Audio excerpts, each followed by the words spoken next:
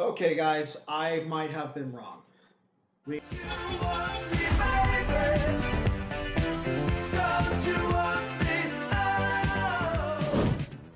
we got to talk about this. Welcome back to the den.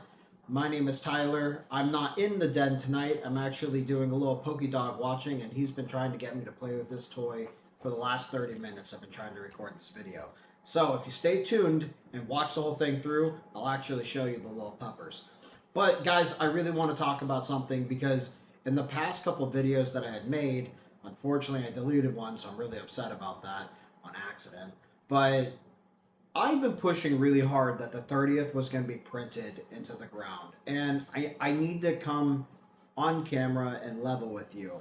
I just watched something from another YouTuber who just talked about his allocation from the 30th. Now, this is only one guy, but there has been a lot of rumors swarming the internet that all these different people are getting distributed, a ton. I heard a rumor this morning that more ETBs are made for 30th than the entire Mega Block combined. That goes from Phantasmal Flames, Mega Evolution, all the way up until Pitch Black.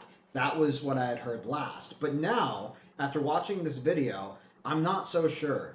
If what I saw is true, we're going to be in for a world of hurt. And if you are an investor or looking to make money off of this, you need to be extremely careful because back in the day, in the 25th, the Pokemon ETBs, not the Pokemon Center, excuse me, the regular ETBs at one point were selling for like $500.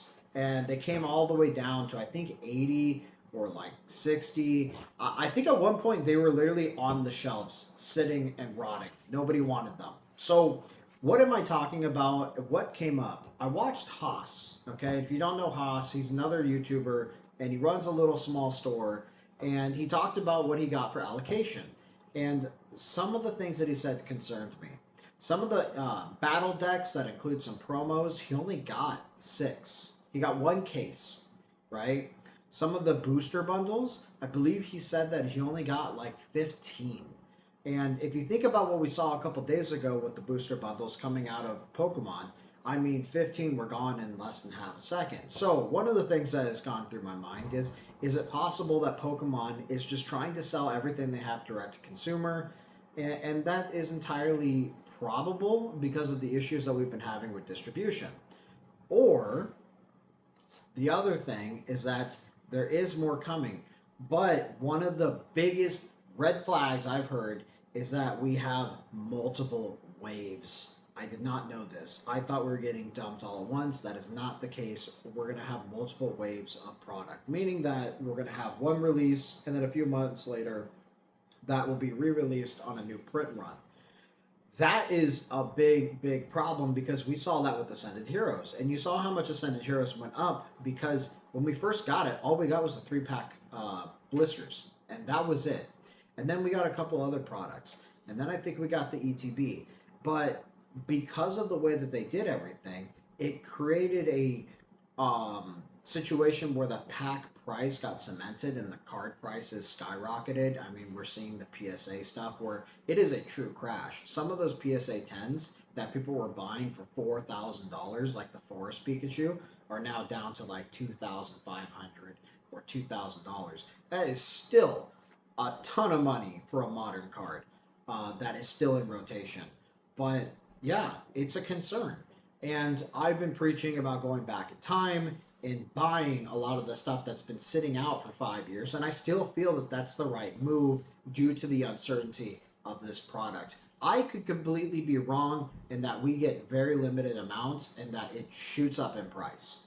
I will be the first to admit that. I still feel like, given those circumstances, we probably should be playing it safe. The 30th anniversary collection is a good set, but it is not warranting these kind of prices so early on. And the other thing is that now we're starting to see the packs get opened months and months before it actually got released. So I think I just watched a video of the Mew, the futuristic Mew, and it's cool, but I'm not sure on what that's going to do if the person puts it on eBay because now somebody can get their hands on it. I don't know if this is intentional leaking by the Pokemon company to basically manufacture hype. I don't know if people are getting it backdoored. If they're getting it backdoored, maybe that explains why we're not seeing as much allocation, because if somebody's already selling to these other vendors way earlier than they should be, that means that they're probably selling them at a huge amount to make it worth their time. And, you know, the corruption does run thick in this hobby. So, what do? I'll tell you what I'm going to do. I'm going to continue to find the product where I can at MSRP. If I can find something for a great deal where I feel that it's safe, you know, I was a little hesitant. Actually, no, I was very hesitant to be looking at these GameStop prices. Originally, they were like $200, and they brought down the ETBs to $100. And now, given that perspective and new information, it might not be such a bad entry point if you're willing to take the risk and if you're willing to hold it.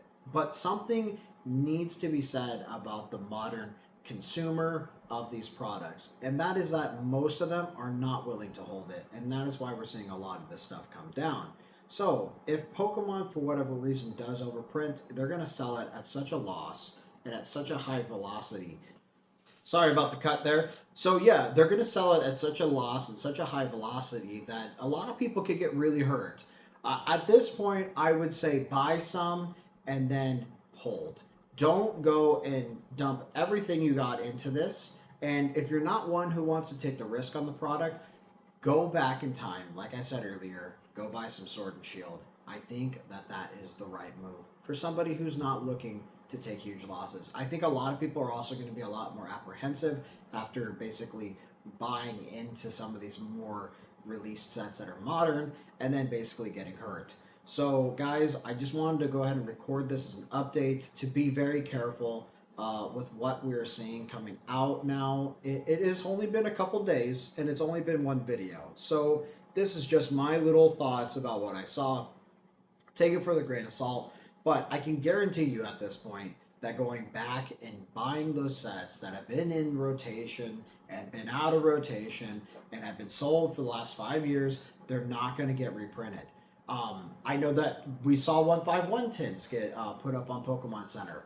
I actually don't think anything got sold, or if it did get sold, it all got sold instantly because the queue was not up. But my personal opinion is that nobody got anything when it came to that drop. I think that that was a test to see how hungry the bots were, because they know that they're all sitting there constantly refreshing, ready to buy out everything.